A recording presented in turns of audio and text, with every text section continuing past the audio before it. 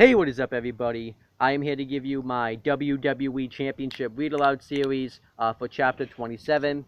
If you want to check out Chapters 1 through 26, please make sure to click right up here on the playlist. So let me just get right into it.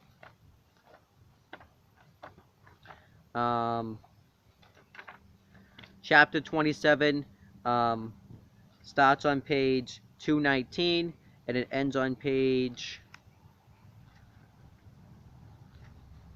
226. And this chapter is called The Next Big Thing. So let me just start reading it. Undertaker successfully turned back Triple H at King of the Ring in 2002 before losing the gold to The Rock at Vengeance as a result of the loss. The Dead Man's reign failed to reach the 2-month marker, but many fans never really recognized its brevity.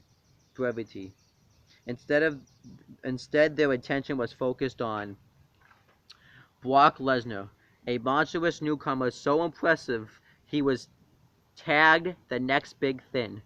Prior to becoming the MMA sensation he is today, Lesnar perfected his in-ring skills as a member of WWE. He joined the roster in March 2002 and immediately turned heads with his unusual combination of size and superior technical wrestling skill. This unique union of attributes made him a threat to every superstar in the WWE locker room, regardless of their fighting style.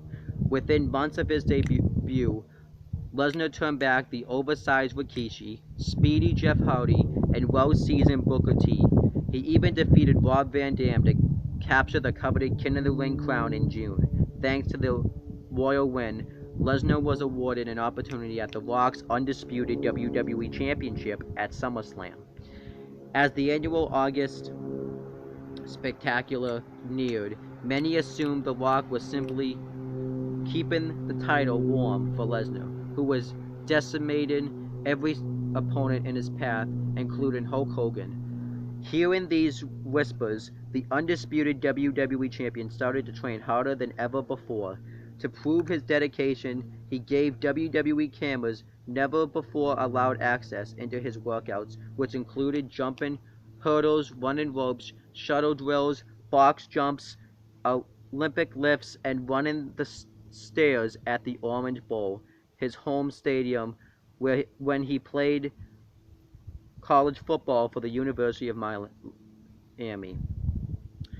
Unfortunately for The Rock, all his training was for naught. Despite entering SummerSlam in tremendous condition, he quickly learned that the next big thing was not just a fancy name. After a fast-paced 14 minutes of action, Lesnar dropped The Rock with an F5 to become the youngest WWE champion in history at 25 years old. And I still think to this day, no one has been able to break that reign. And here's a picture of Brock Lesnar holding the undisputed WWE Championship after he won. At the time of Lesnar's victory, the undisputed WWE Champion was expected to represent both Raw and SmackDown as their titleists.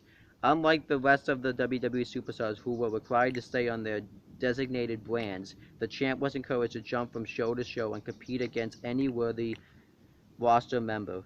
Recognizing the draw and power of Lesnar, Raw General Manager Eric Bischoff planned a major evening for the new champion on the night following SummerSlam. But rival General Manager Stephanie McMahon, who also had big plans for Lesnar, got to him first and signed him to an exclusive SmackDown contract. Stephanie's shrewd signing of Lesnar left Raw without a champion, but only temporarily. 1 week after the new undisputed WWE Champion left for SmackDown, Eric Bischoff announced that he was going to crown a new titleist to represent his brand, Raw. He then pulled out the classic WCW Championship, which many fans referred to as the Big Gold Belt, and awarded it to Triple H. With that one simple announcement, Bischoff had single-handedly stripped the undisputed tag from Lesnar's championship, while introducing WWE to a second title known as the World Heavyweight Championship. As an exclusive SmackDown commodity, Lesnar successfully defended the WWE Championship against newcomers Randy Orton and John Cena before entering into a vicious rivalry with Undertaker. The Dead Man proved to be Lesnar's toughest task to date, but the champ miraculously managed to walk away with his reign intact after absorbing a bloody assault inside Hell in a Cell. But there was no rest for the weary. A showdown with the massive Big Show was looming. Today's fans know that when Big Show hits the ring, it usually results in a win. Not always, but okay. But that wasn't always the case. After losing the WWE Championship to Triple H in January 2000, the world's largest athlete saw his career fall on some pretty hard times. Many within WWE began questioning his work ethic, especially after he became a comedy character specializing in impersonating other superstars. The acts drew laughs from crowds, but insiders knew that dressing up as Shokishi, also known as Rikishi, and the Big Show, Showski, the Big Valboski, wasn't going to get him into the main event picture. Finally, the former WCW and WWE champion was sent down to Ohio Valley Wrestling, a developmental territory for young hopefuls. I was definitely in the outhouse, and it was frustrating. There were a lot of people frustrated in me, my performance, and my apparent dedication. I had insecurities back then. It was tough for me. It definitely wasn't for my lack of love for the business. I loved traveling and competed and being in the locker room. I just didn't know how to deal with my insecurities, and I didn't want to ask anybody for help because I didn't want to expose those insecurities. It wasn't until I went to Ohio Valley Wrestling that I started to ask for help.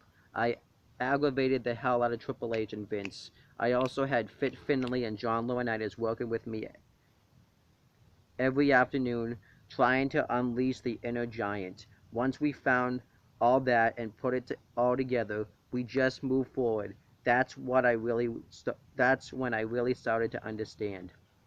Because it did kind of suck that Big Show got sent back down to developmental pretty much. So that kind of sucks for the Big Show. So with a new lease on life, Big Show returned to WWE in 2001 and spent the next several months proving himself all over again. After defeating the likes of Jeff Hardy, Rikishi, and former world champions Diamond Dallas Page and Booker T, he finally gained entry back into the main event scene.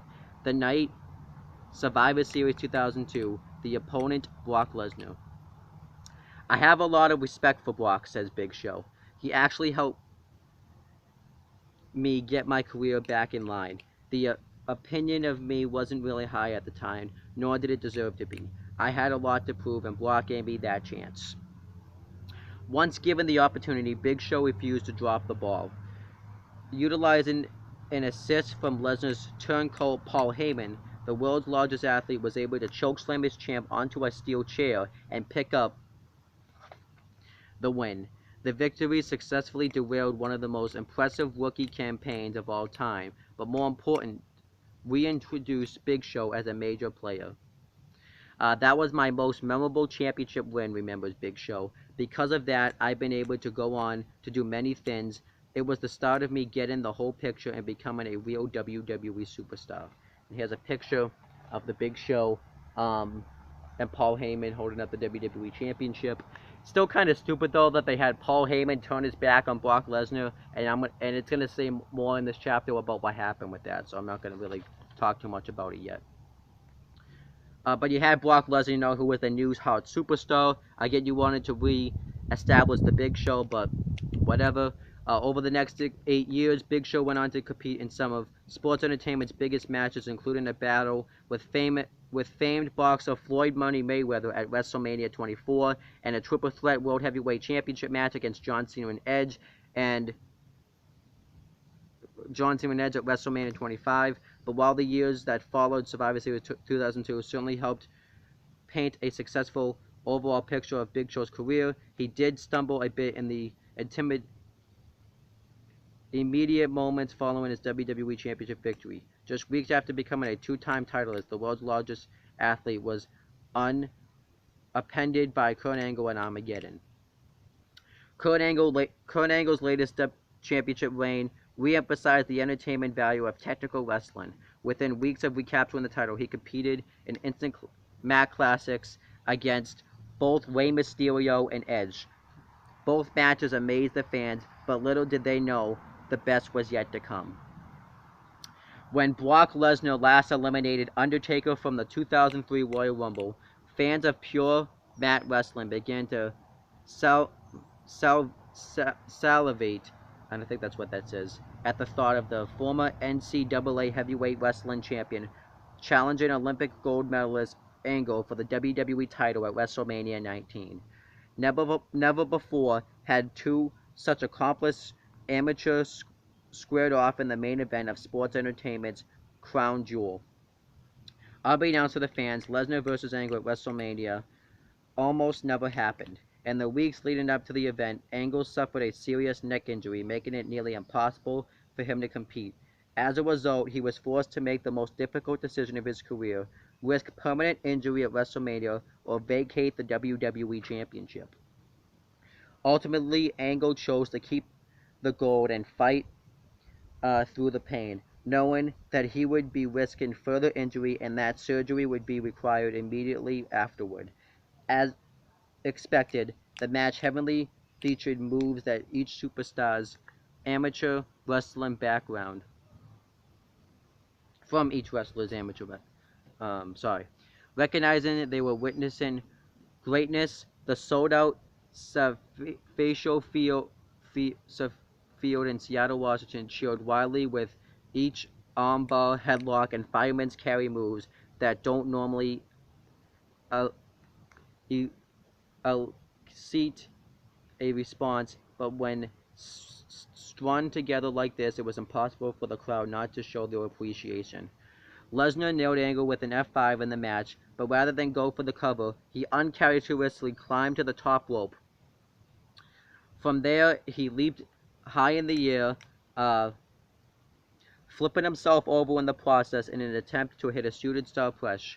Unfortunately for Lesnar, he failed to complete the flip, resulting in him landing directly on his head. The audience gasped, hoping he was alright, while color commentator Taz questioned, "How is Lesnar not dead right now?" More than 7 years later, Lesnar's botched shooting star press remains a classic WrestleMania moment that is still talked about regularly. Miraculously, Lesnar was able to pull himself together and nail Angle with another F5 to finally pick up the win in his first ever WrestleMania main event. And here's a picture of Brock Lesnar holding up the WWE Championship with Kurt Angle. And obviously, like I said, Brock Lesnar's face run wasn't his best run because of the fact that you had him not aligned with Paul Heyman, and Brock Lesnar's mic skills aren't the greatest, and his face run in 2003 was kind of bland, but obviously the match with him and Kurt Angle I thought was flawless. In the past, injuries such as Kurt Angle's kept superstars out of action for 1 full year, but thanks to an uncommon surgical procedure conducted by world-renowned neurosurgeon Dr. Hey Don Joe, Angle was able to return to the ring after just 4 short months, and unlike his procedures, he bounced back as good as new, reclaiming the WWE Championship his first time out at Vengeance. Unfortunately for Angle, however, his time back on top was fleeting. A mere 2 months into his reign, Lesnar struck again. This time he toppled Angle in a thrilling 60-minute WWE Iron Man match on SmackDown, which is a great match. On the surface, Lesnar's third reign seemed extremely satisfying for the young superstar, but behind the scenes, living out of a suitcase and walking up in a different city every morning was starting to take a toll on the WWE champion, and he quietly began to question if a future in the win was what he really wanted. News of Lesnar's unhappiness began to spread throughout the locker room, which disappointed many superstars. They couldn't understand how he could have thoughts of leaving after everything WWE had done for him. The company had spent millions of dollars in television time, marketing effort, and merchandising to help make him a star.